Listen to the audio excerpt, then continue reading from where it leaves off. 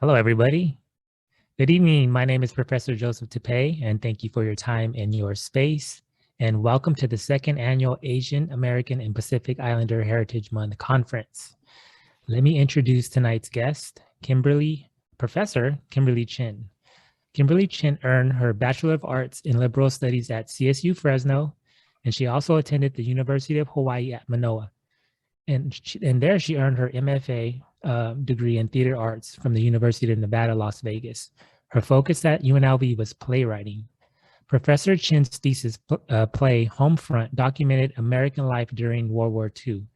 She was a GREAT, Great Assistantship Grant Award recipient for Homefront. Her play adaptation of the book Passages, an anthology of the Southeast Asian refugee experience, was saluted on the floor of Congress and helped pass a California State Concurrent Resolution number 8 declaring June 13th as Southeast Asian Awareness Day. Whoop whoop. Passages toward California, Hawaii, and various cities in Japan. Professor Chin also acted in Passages and functioned as acting coach. Her play, The Limousine Ride, won a 4th Freedom Forum Playwright Award from the John F. Kennedy Center for the Performing Arts. Ooh-wee. Professor Chin has directed a vast array of plays at Bakersfield College, from ancient Greek, French farces to Latinx, African American, LGBTQ plus plays and plays written by women playwrights. Professor Chin has taught Introduction to Acting, Acting Theater Lab, Introduction to Theater History, Elements of Acting, Introduction to Film Studies, and Contemporary Film Studies courses at BC for over 21 years. What haven't you taught? You've taught everything. Through that time, she has been the advisor to the BC Theater Club and a member of Women's History Month and more, WHAM, W-H-A-M. Some of the plays she's directed for WHAM are The Vagina Monologues, Dramatic Reading, Violence in the Lives of Women, and A Piece of My Heart. Professor Chin is also the advisor to the BC Cinema Society and was recently appointed to the ISIT committee. She has also offered several workshops in playwriting, movement, and yoga at BC. Professor Chin has had the honor of acting with BC students in several productions, some of which include He Done Her Wrong or Wedded But No Wife, As You Like It, Cloud Nine and Faust, at the Empty Space Theater, Living Out, the Children's Theater Troupe touring production, Henry V and Macbeth. Professor Chin is a member of the Dramatists Guild and the Association for Theater in Higher Education, or ATHE. Wow, that is a bio. Thank you for your service and your hard work. And nice to have you tonight, and the floor is yours. Let's celebrate you. Thank you. Thank you so much, Joseph. I appreciate that intro. It's hard to be in my position right now because I'm used to being behind the scenes. So, and it's been a while since I've acted. So thank you so much for that intro. And thank you to Professor Nicole Carrasco of BC Sociology Department. Right, Professor Tipay is in the art department, and Professor Andrew Bond in the English department. I encourage you to take their classes. I applaud the BC Social Justice Institute for having programming to celebrate Asian American, Pacific Islander, and Native Hawaiian Heritage Month. It is my honor to participate in this year's conference. A huge thank you to everyone being here tonight on this May the 4th be with you, right? And I appreciate your time and support. I'm gonna get my PowerPoint here. All right, I hope you can see this. Wonderful. I was born and raised in Delano, California. I was blessed to grow up in a community where I had friends of all different ethnic backgrounds. So when I would pass by this signage on my way to Delano High School, joined a community that embraced diversity.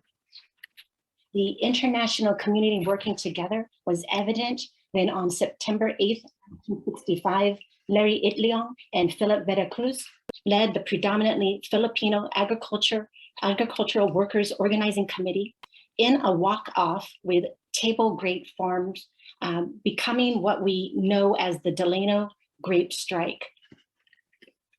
And the National Farm Workers Association, led by Cesar Chavez and Dolores Huerta, joining the strike, forming the United Farm Workers of America.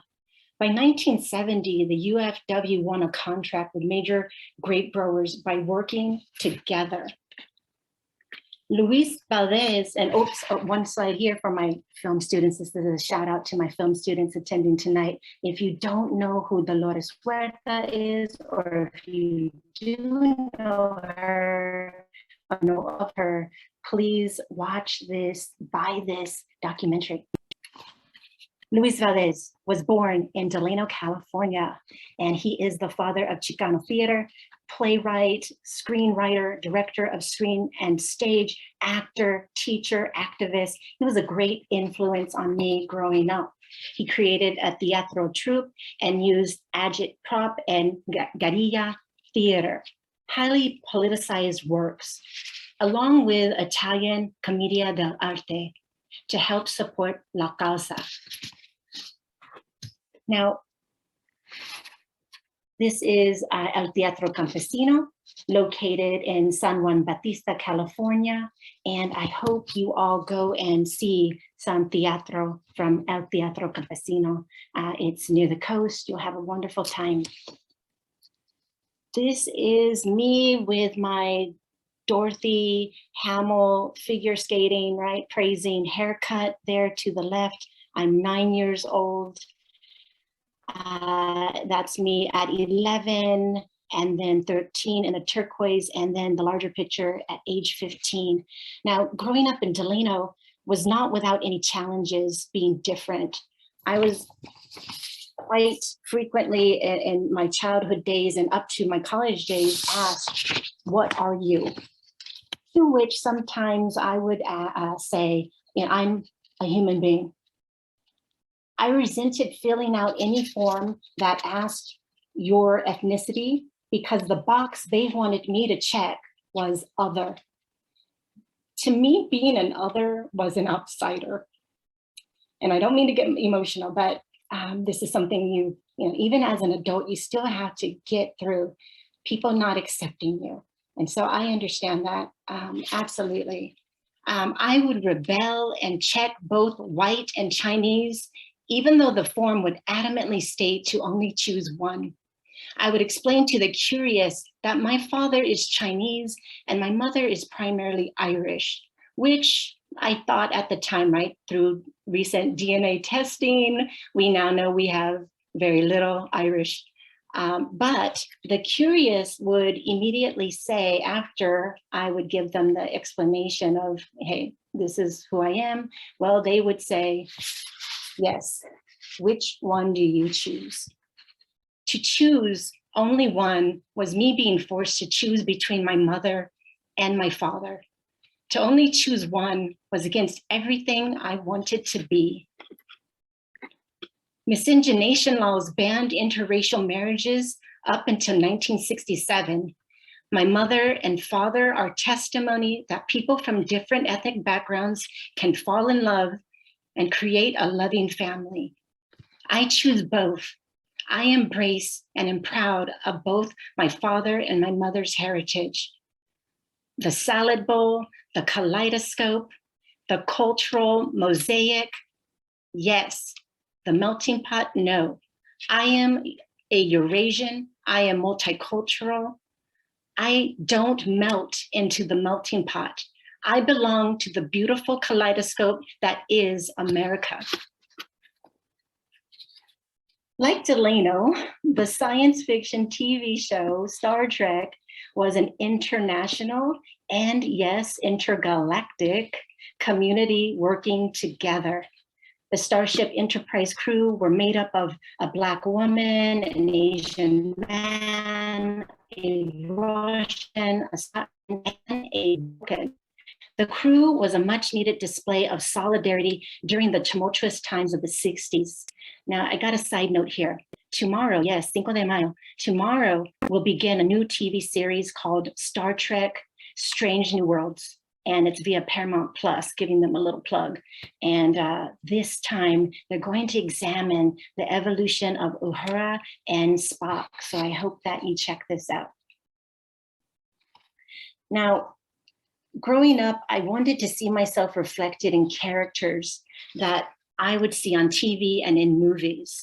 George Takei was an early role model for my brother and I growing up watching Star Trek, hoping that, hey, maybe Mr. Sulo could be in this episode. Oh my gosh, right? Can he be in this one? We wait and wait.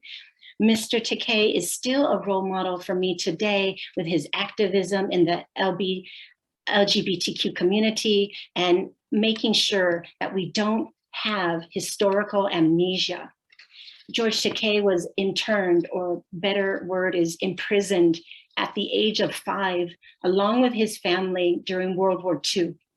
His story inspired the musical Allegiance, which played on Broadway in 2015. Now, Spock was who I truly related to because the character's mother was human and the father Vulcan. I was always attracted to the most intelligent characters in any TV show. And as a young person, Spock definitely fit the bill. I'm thankful to the creator, Gene Roddenberry Sr., for giving a little girl inspiration, telling me that maybe in the future, I won't be so unusual. Now, the TV show Kung Fu was a 1972 action adventure martial arts Western drama. I know, say that fast 5 times. Starring David Carradine as Kwai Chang Caine, an orphan son of an American man and a Chinese woman.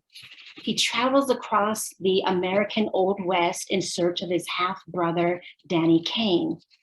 Well, my brother and I definitely were inspired. We would watch this almost religiously and try to learn about our culture and being proud of seeing ourselves reflected in someone on television. Now, Bruce Lee, I hope he's an inspiration to everyone. Bruce Lee was definitely an inspirational role model for my brother, especially when Hollywood only wanted to see Asian men as emasculated. Enter the Dragon was a particular favorite film of ours, but unfortunately, it was Bruce Lee's final film. My brother and I definitely mourned his death. Experiencing his loss as a young child was devastating, but not more devastating than the loss of our own father shortly after the death of Bruce Lee. In honor of Teacher Appreciation Week, shout out to all the teachers here with us tonight and those future teachers with us. I wanted to just take time to thank my childhood and my young adult professors, and also sneak in, well, how did I come to be a professor in the theater department and direct shows and things like that? So here we go. Now, this is Miss Helen Fogel from my 8th grade, right? She's my 8th grade English teacher at Delano Junior High School. She directed me in A Midsummer's Night's Dream. I played Helena. And Miss Fogel, besides directing an annual Shakespeare production, she also put on showcases where she would let us be creative and, you know, do all kinds of dances and whatever we wanted to do. She also created a laugh-in. So I would credit Miss Helen Fogel for inspiring me to perform and be creative. I remember putting together a lip sync to Tony Basil's Hey Mickey, and we pulled some cheerleading outfits. We grabbed one of our male friends and asked him to be like the Fawns from the Happy Days, which was another great show that I loved and was inspired by. And, you know, hey, we had Arnold, we had Arnold, hey. So that was so fun, right? I had always had an interest in theater, but yes, Ms. Fogel truly helped me have a true love of theater. Now here's the legendary Mr. Gary Gerard. Mr. Gerard was truly a father figure to me, and one of the most influential people in my life during high school. Mr. Gerard is a BC alumnus. He was born and raised in Delano, California. He spent his lifetime dedicated to educating youth and making Delano and the world a better place, and he is still at it. So thank you, Mr. Gerard. Mr. Gerard is one of our brightest shining 100 stars of BC. So if you want to look him up in his resume, absolutely. Thank you, Mr. Gerard. I have so much. I could do a whole talk just on him. Okay. It was 1989, 1990. I attended the University of Hawaii at Manoa on the island of Oahu. I was telling Joseph, Professor Tipay, that I never made it off Oahu when I was there because I was so busy doing play, whereas when I was at Fresno State, it was kind of limited. And so performing at U of H in several productions, eventually I was able to be in the show Islands. And we toured the show Islands, which was about Chinese and immigrants, their poetry and skits and things like that. And we toured it to California. Gary taught me about Reader's Theater and was very instrumental in me starting to adapt plays. That's me. I don't know if you can see me there. I'm the one with the hand up. I think that was my camera, like, hey, take the picture. And Katsuyo Howard compiled the book Passages. And Passages is an anthology of the Southeast Asian refugee experience. And like I said, I switched my slides. All apologies. Hopefully Andrew can fix this. But this is Ed Emanuel. Talk about father figure, talk about, my goodness, I wish, you know, this was a family portrait. This is their son, Davey, his wife, Mickey. Dr. Ed Emanuel, I owe my career to Dr. Emanuel here at Bakersfield College. It was him that recommended me, wrote my letters of recommendation for me, and really advocated for me to work at Bakersfield College. This is the cast of Passages. And so Passages at Fresno State, when I found the book Passages, I said through my training from Gary at U of H, I could adapt this book into a play because we need to hear about the Southeast Asian refugee experience. We have a lot of Southeast Asian refugees in Fresno. There at the time in the 90s, there was a lot of turmoil of and discrimination and hatred. You know, gangs were being, you know, blown out of proportion, what have you, in the media. They needed the positive stories of the Southeast Asian experience. And so I went to Katsuyo Howard here, and I'll go back over here. And I asked her, can I adapt this book? And so through Katsuyo Howard and Dr. Ed Emanuel, we eventually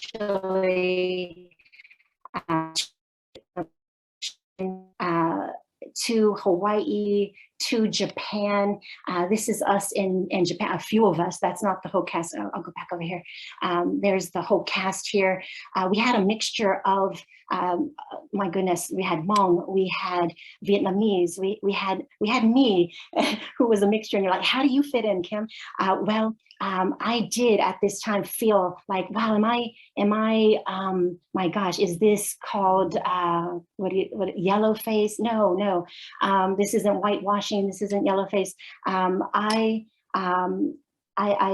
really put my heart and soul into the role. It was Dr. Manuel who wanted me to be in the play and act in the play, where I was kind of fighting it. Like, why should I be in it? You know? And come to pass through the DNA analysis, I'm proud to say that I do have Vietnamese ancestry as well. And let's see, with Katsuyo, so beautiful compilation, and we need more of these. So writers out there in Andrew's classes, please, we need more compilations of people's stories, histories, and then send them my way, and I'll help adapt them into play productions. Now, this is actually a play that I adapted from the real words of Chinese immigrants to the United States. This is a play called Celestials. And I had a kind of subtitle, Celestials, the Chinese Question. And if you know your history, that's a whole historic thing. This was probably 1995 when we did this. I adapted, directed, and acted in the play. It was actually commissioned by a group out of Hanford, California, to celebrate the Chinese Moon Festival in their Hanford's historic Chinatown, in an area that they call China Alley. I was really into verbatim theater and docudrama theater, similar to the works of Emily Mann, Anna DeVere Smith, and Culture Clash. And so I took the words, the poetry of these immigrants, and I adapted this into Celestials. Now, Celestials are the stories and poems of the Chinese women and men who were essentially held prisoner. They were prisoners on the Angel Island Immigration Station. The Chinese Exclusion Act of 1882 barred laborers to enter the US. Some Chinese people were detained for years. Can you imagine? Detained for years, imprisoned truly.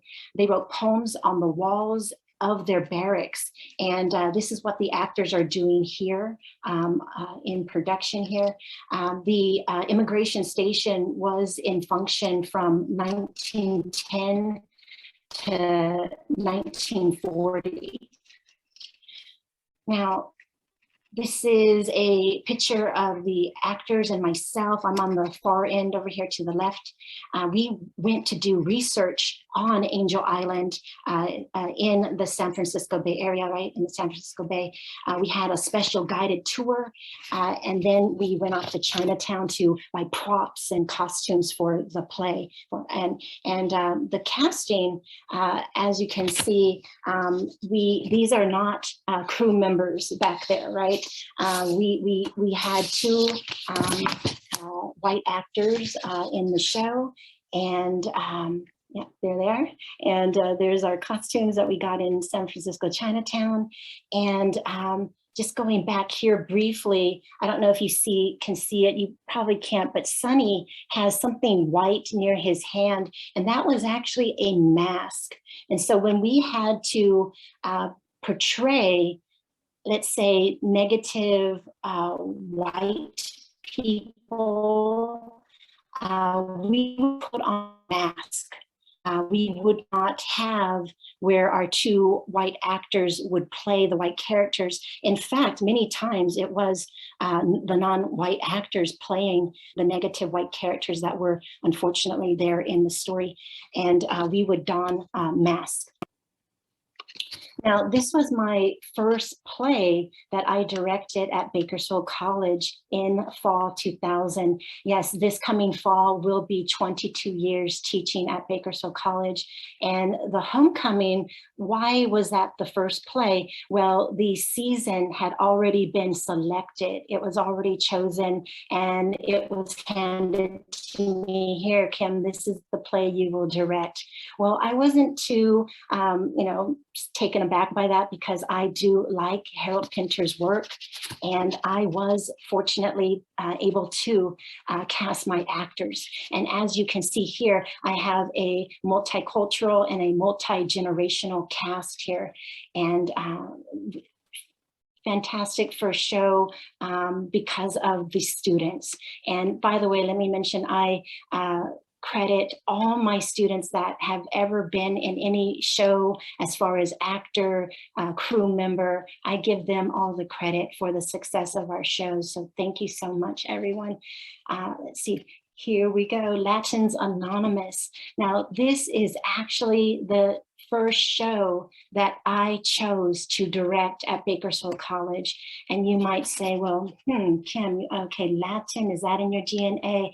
Well, I would say yes, via being born and raised in Delano, California, being accepted by Chicanos and Chicanas.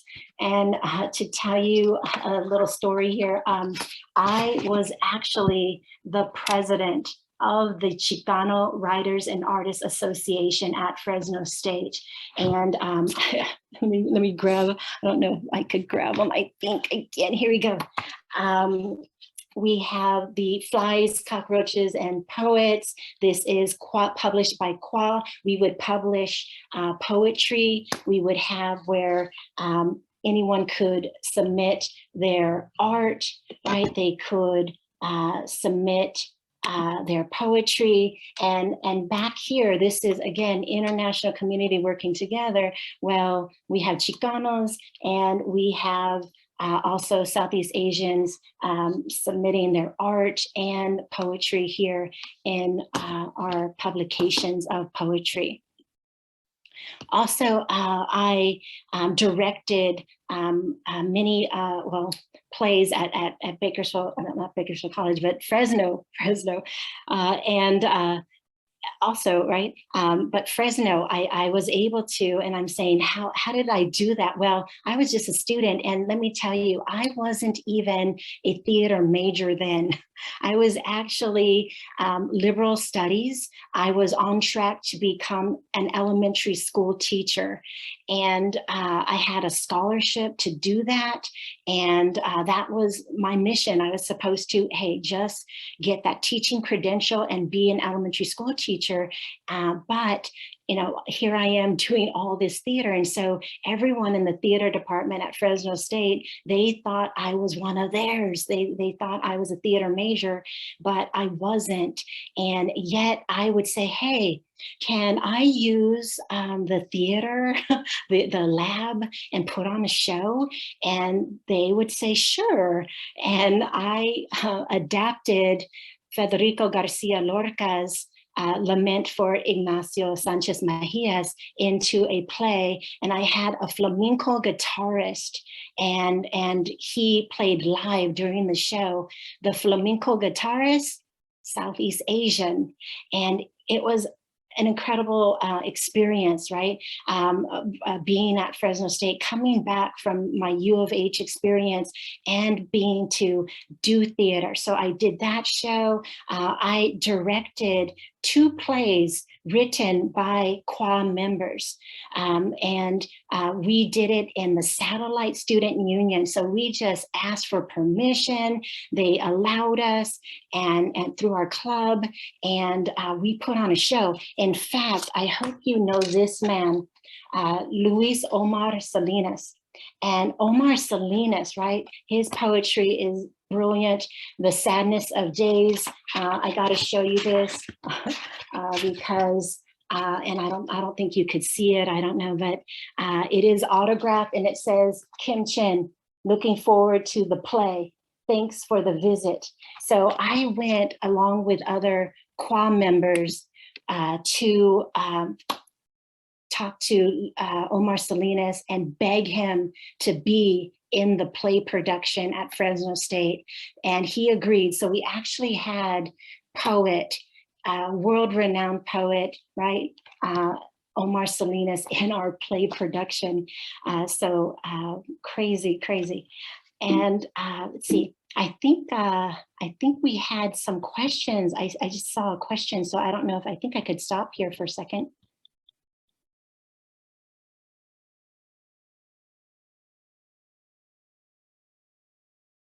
Okay, oops, maybe not.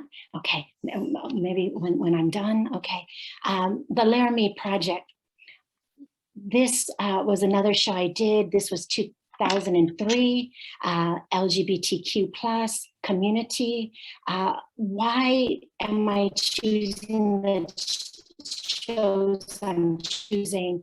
Well, because of the need. I am seeing this in our community, on the campus, out in our community at large, and we need more visibility and stories being told of everyone. And so I chose to do this play, and it was life-changing for many of the students. We used to, at the end of each rehearsal, gather together and do like a little massage and allow anyone to talk and make a comment or share something with us. And one of my students, she shared with us that before this play, she had been taught to hate gay people and to fear gay people, and that through this play she was able to learn all that away. And so that was only one of the incredible moments that we had during our production of the Laramie Project. Now this is another show. This was 2004. And Bordertown, I hope you're familiar with Bordertown, Culture Clash. And this was the poster for Bordertown. Brilliant poster by Eric Carrillo, who still works at BC. So shout out to Eric Carrillo. Thank you so much for history. And this was actually his first poster for me because, and I'm gonna put this into Professor Tipay's ear. I used to work with the art department where we would collaborate with the art students, and I would pitch them what I'm looking for, and then the students would go and create it. I would come back and evaluate the art, and we would choose, myself and the actors of the play would choose, well, this is the one we want. Well, it was hands down with Eric Carrillo's work with the Bordertown poster here. And with Bordertown, of course, this is Culture Clash. And Culture Clash is our Chicano Latinx performance troupe that has been together for over 37 years. If you do not know Culture Clash, please look them up. There's so many wonderful videos of their work and things, even something current right now via PBS. I could drop that in the chat later.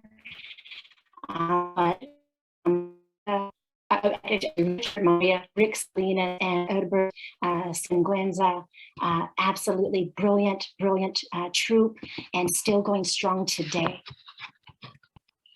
Now Rashomon, why did I do this show? Well, because my two actors here, Keith and Vincent, they had been playing together as children since the age of 3, I believe, with swords.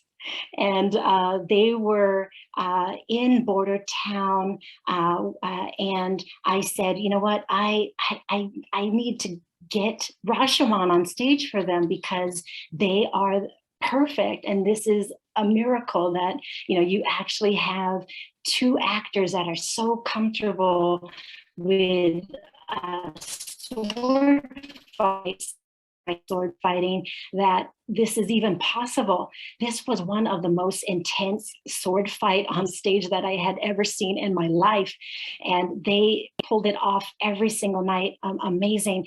And so to me, this was a gift that they gave me and a gift that I tried to give to my students doing this production of Rashomon.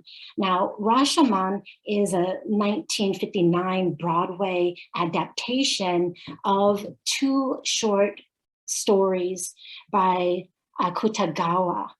The first story was from 1915, The Rashomon Gate, and the second is In a Grove, 1922. Now, some of you might be familiar with the movie Rashomon, and I hope you are. That's right, Akira Kurosawa, who I am a huge fan of Akira Kurosawa, and I got that love of Kurosawa from Dr. Ed Emanuel at Fresno State. So thank you, Ed, for that too, among many, many things. This is another photo of my other actors here, Keith with Natasha and myself joking around with Stephanie. And my students are also biracial, bicultural, multicultural.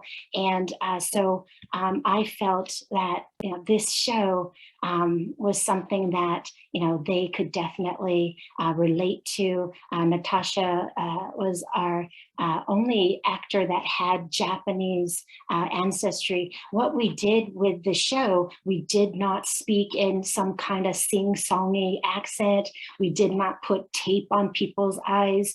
We were respectful of the Japanese culture. Now, this is Criminal Minds, and just again, a wonderful show.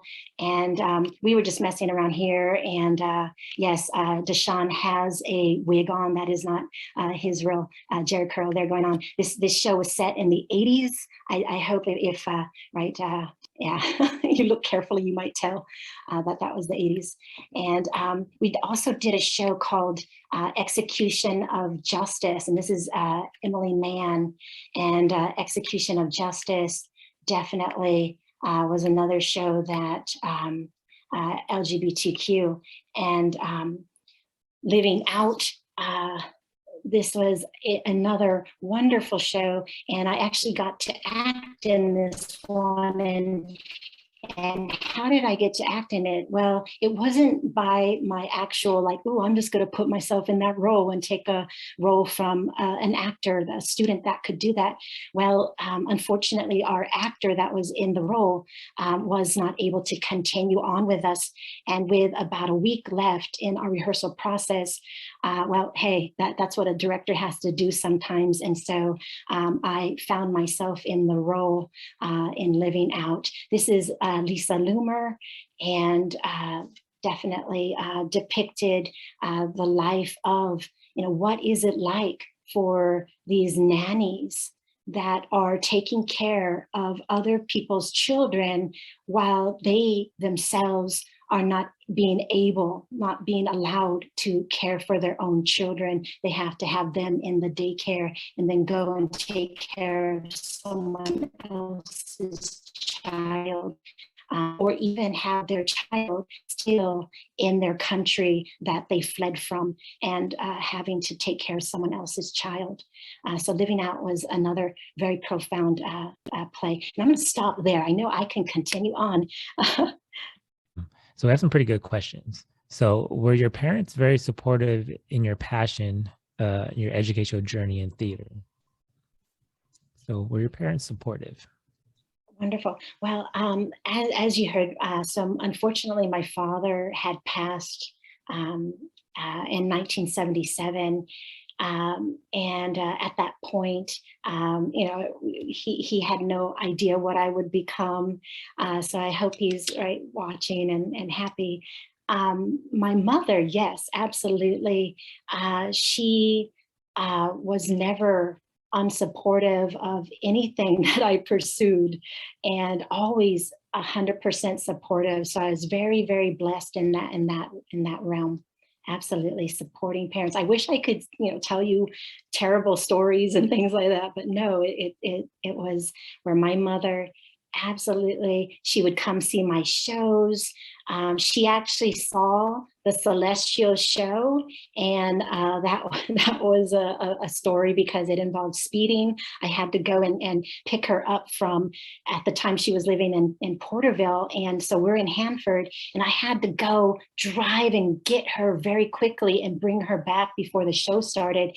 Needless to say, I was a tad bit late for my own performance, and of which I was the director and acting in it. But I needed my mom there, absolutely. And so she got there and we started the show. The audience was cool with it. And so, yeah, very blessed with my mom. Beautiful. Thank you. Thank you for sharing. Who inspired you to do theater? How has theater changed you as a person? Oh, wow. Well, goodness. Again, Luis Valdez, Miss Fogel, all my teachers that you heard about. And I would say that performing even went as far back, even probably before kindergarten, as far as me being the baby of the family, trying to probably get attention and like, hey, remember me, I'm over here. And so having so much fun and making little stories. I actually started directing when I was still in high school. I was putting on shows at the Delano Library, at the Delano High School cafeteria, wherever I could do it. I was putting on shows, and just theater was something I always wanted to do. I remember, and I was going to put it in the slide, a picture of it was Little Red Riding Hood, and I wanted the lead role to that. It was a little like May Day production, and I didn't get it. So already rejection from the start, but nevertheless, hey, I was in the the supporting cast, the ensemble, and that just probably drove me further to, hey, pursue and don't give up, and just have fun. You. We have another question. This is a good one, since you have an extensive career. Have you thought about writing a book? You have great information that would be awesome to have in a book format. Oh, wow. I never thought of that. So thank you. um, I, I would consider that. I have some stuff here. You might say, okay, let's see. Yeah. I have the Woman Warrior, Maxine Hong Kingston, which I got to show you this. Again, this is my Fresno State years. And through QA and other organizations, we were bringing people to our campus. And so brilliant writers like Maxine Hong Kingston with the Woman Warrior. And we actually had dinner with her, the QA group. And you're saying, yeah, the Chicano writers and artists, you're hanging out with Maxine Hong Kingston? Yes, we took her to a Mexican restaurant. That's right. Her Chinamen, please, absolutely. I would love to write a book. We also, let me grab over here. I hope you are familiar with Sandra Cisneros. I just saw her talk the other day via Zoom, right? That is the glory and beauty of our technology and our world, where, it was a free conversation hearing Sandra Cisneros and the house on Mango Street. Well, let me show you this. My goodness. Okay. Yes, right. Para la Kim. Yeah, that's right. So Sandra Cisneros, and her Wicked Ways, absolutely. And yes, Woman Hollering Creek. I hope, right? I hope that maybe someday, yeah, I would love it. Yes, maybe that's in my next life, be a writer of a novel. The next phase. It's a good phase. We have another question. What is your thoughts about the local or regional theater? Wow, the local Bakersfield Theater. Oh my gosh, it's fantastic. My colleagues are my gosh, artistic directors. Some of my former students, or let's say a good number of my former students, are at the Empty Space. I definitely recommend Empty Space shows and all of our shows around our in our community theater. Absolutely quality, and I encourage you to support our theater. We have a really vibrant scene, and we are really very blessed. And one of the things that I would find out by, giving extra credit is that many times in my beginning acting classes and my introduction to theater classes, many students have never seen a live stage play production. And so I would encourage them, go and see our BC shows. We often would make them free. And if you're one of our students, absolutely free of charge. And our theater here in our community is quality. They put their heart and soul into it. And community theater, you're not getting paid, right? You're not. And so your money helps pay the rent of their space, pay the electricity. And I encourage you, please support your local theater. Thank you. This is a personal question. My daughter is interested in theater. We're Chicana and Filipina. And my daughter is interested in, and she's so what can I do as a parent or anybody really young out there looking to get a start? What is the best way? What can we do to support her? Oh, absolutely. Well, I think you're already starting, right, by trying to look and search and how can I help her? Yeah, encourage her creativity, her curiosity, take her to plays, see as many plays as possible. I remember that one of my first major shows that I saw, my goodness, was at Delano High School. And my mother being a single parent and not really being able to drive on the freeway due to a medical condition, we weren't, easily like, oh, let's drive off to LA and see theater. We were poor as well, so we didn't have those funds to do that. So the local theater, absolutely take her to those shows. If you can, take her to the shows in LA and San Francisco. Get her involved with, my goodness, we have North of the River, right, for youth theater. I believe the Empty Space has offered some youth right training, so actor training for young children. Absolutely, get her in. We need her. Thank you. I really appreciate that. What performance are you most proud of in your career, or anything that you've been a part of in your career? What's the thing that stands out the most? Wow. Everything. I know I'm bad. I'm like, everything stands out. I have to tell you, and I hope if any of my students that were in former shows, if they're like, well, Kim, how come you didn't show our show? No, my PowerPoint was pushing 69 slides. And that's not even all of the stuff that I could add more. And I want to thank Andrew and all of you, Joseph, my gosh, Nicole, everybody for having me do this. I think that it's something that I needed myself to do as well, chronicle this, get it down so that it could be in the archives at Bakersfield College so they can know that, this happened. In the past, in the archive at BC, I was so happy to see that there was some African-American actors in some shows at times, and just seeing that, gave me some hope. Like, wow, that's great. They were trying to, to have inclusion.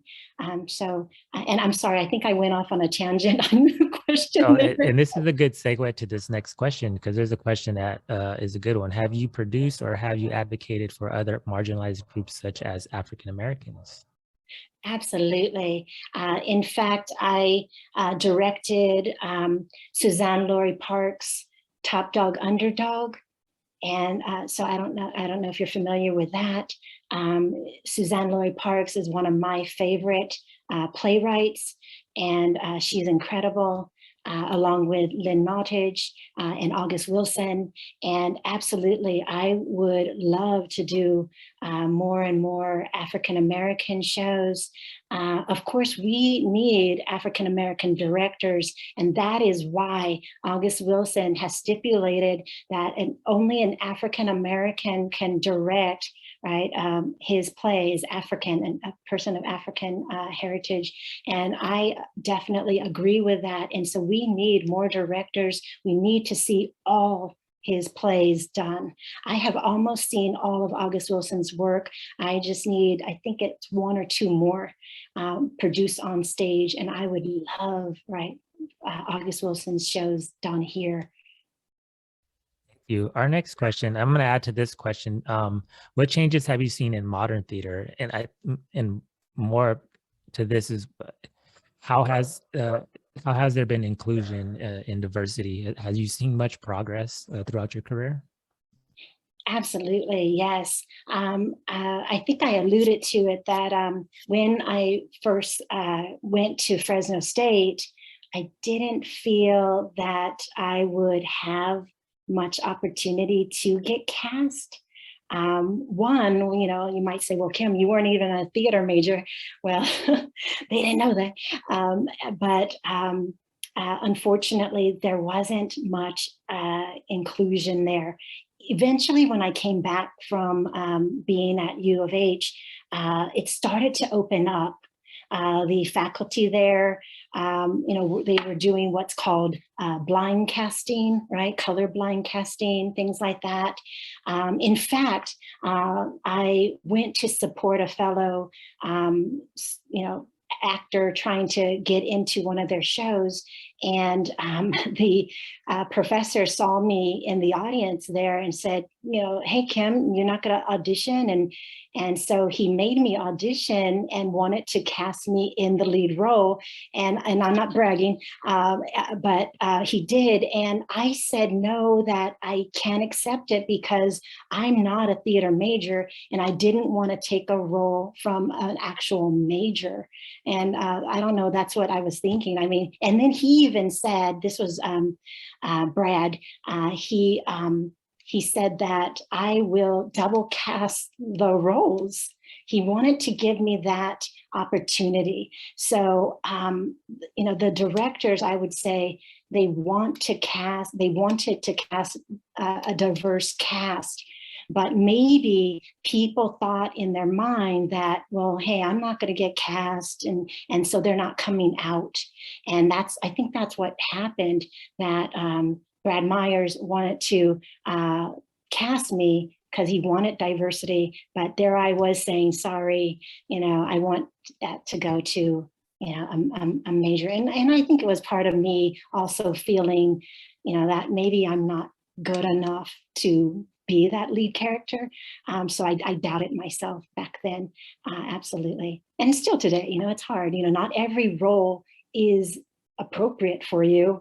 And I've been cast in some roles that, that wasn't really appropriate, but I gave it my best. But it is improving the diversity out there in theater. But I would say we need more writers. We need playwrights. And for a long time, I had wanted to get a playwriting class at Bakersfield College. Unfortunately, that was not able to happen because of many adversities. But through the BC Theater Club, we have promoted original work from our students. In my classes, I try to promote playwriting, and I definitely want to get more and more students writing their own plays. And so we're going to definitely see some more plays coming out of Bakersfield College, and hopefully going and winning some awards through the ACTF system. Thank you. We look forward to this. So what are we going to do in the future besides write your book? Do you have anything coming up? Wow. Well, thank you for that, because I am directing I am directing in the fall semester, and I don't have my show picked yet. So if, shout out to those of you that want to act, email me, please let me know you're interested. And I would love, to say, hey, based on, students that are showing me interest, I'm going to give them, what they need here. I'm gonna pull a show that will be perfect for them, and yeah, we can make it happen. So please email me, and that show will happen this fall semester in November, mid-November. So auditions should happen at the top of the fall semester. Please contact me like a week or so before the fall semester, and I would love it. It will contact me now, but also contact me then too. One last question, as we're almost out of time. And so what would you tell your 18-year-old self just getting started thinking about doing theater? Wow. Okay. I would say, yeah, don't doubt yourself, right? Go for it. Don't let anyone hold you back. Follow your dreams, and be true to yourself. Be true, and just, yeah, speak up more as well, is what I would say. Speak up, and don't let anyone hold you back. Absolutely.